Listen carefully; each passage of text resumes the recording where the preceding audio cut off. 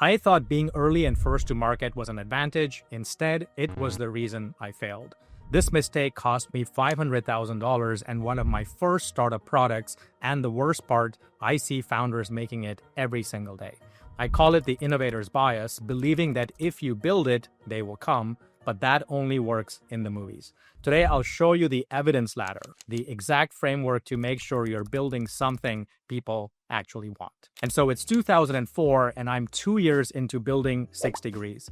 I invested $500,000 of my own money from my last startup's exit, hired a team, and built every feature on our roadmap.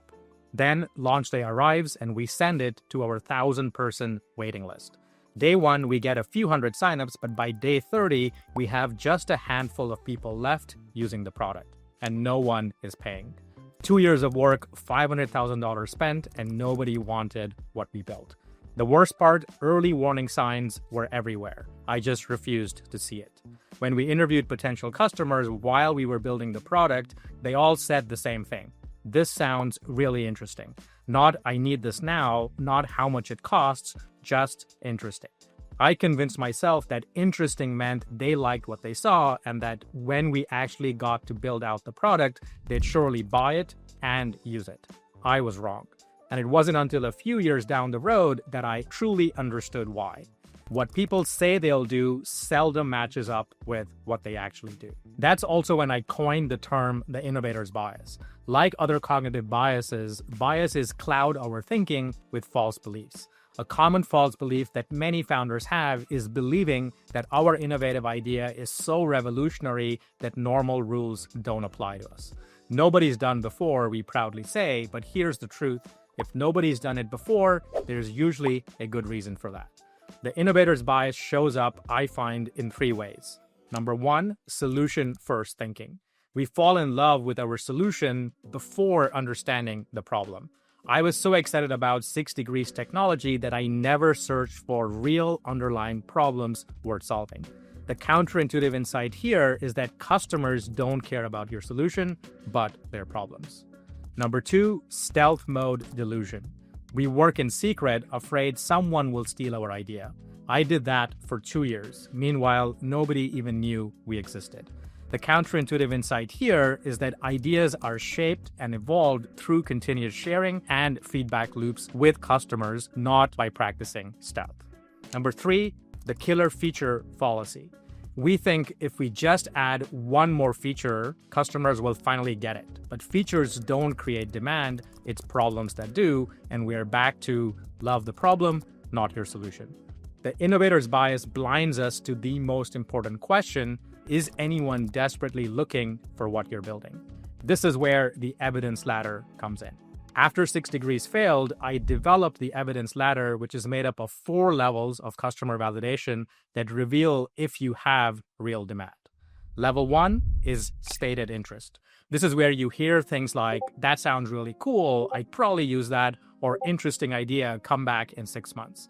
These are what customers say statements, and they are quite worthless because they carry little evidence strength. Remember, what people say they'll do seldom predicts what they'll actually go on to do in the future. This is where I stopped with 6 Degrees, which was a big and costly mistake. Level 2 in the evidence ladder is actively searching. This is where you find people searching for solutions online, joining forums, asking for help, or complaining on social media. If nobody's actively looking for a solution, chances are you're solving a problem that they don't even know they have. The next level up is level 3, paying for existing solutions. Many founders think that if their customers are already using a solution, that's a really bad thing, but the exact opposite is true. It's far easier to make someone switch from an existing solution than convince them to try something totally new for the first time, provided, of course, that your new solution is better enough to warrant that switch.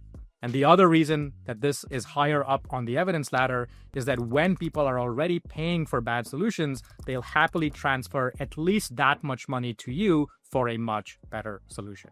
But here too, many founders conflate willingness to pay and promises to pay with actual payment, which is why there is a 4th rung to the evidence ladder. Level 4, prepaying you to build your solution. When you can pitch your idea and secure pre-orders, down payments, or a letter of intent, that's where the rubber really hits the road. This is ideally where you want to be before writing a whole bunch of code or building out your product. The higher up the ladder you are, the stronger your evidence strength. And most founders never get past level 1. In the next section, I'll show you how to climb this evidence ladder systematically using a validation playbook. Step 1 in the playbook is asking the magic question. Stop asking, would you use this? And start asking, what are you currently doing to solve this problem? If the answer is nothing, or you see your customers confused, you don't have a problem worth solving yet. Step 2, follow the money. Find where the money is already being spent. What are people paying for? Even bad solutions. That's your market for the taking. Step 3, use the 20-10-7 rule. Talk to 20 potential prospects to understand their problems, map the opportunity space, and pick your beachhead market segment or early adopters carefully. Use the demo sell build framework to then pitch to 10 of those early adopters. Aim to secure at least 7 tangible commitments from them where they don't just verbally commit, but commit with tangible payments or other proxies for tangible commitment. If you can't do this, in my book, you don't have problem solution fit, you have a hypothesis. Problem solution fit is the minimum validation I now seek with any new idea before investing months or years of my time on that idea. And after problem solution fit, you are then ready for step 4. Build only what you sold. The magic of the demo sell build process is that it follows WYSIWYG. What you see is what you get.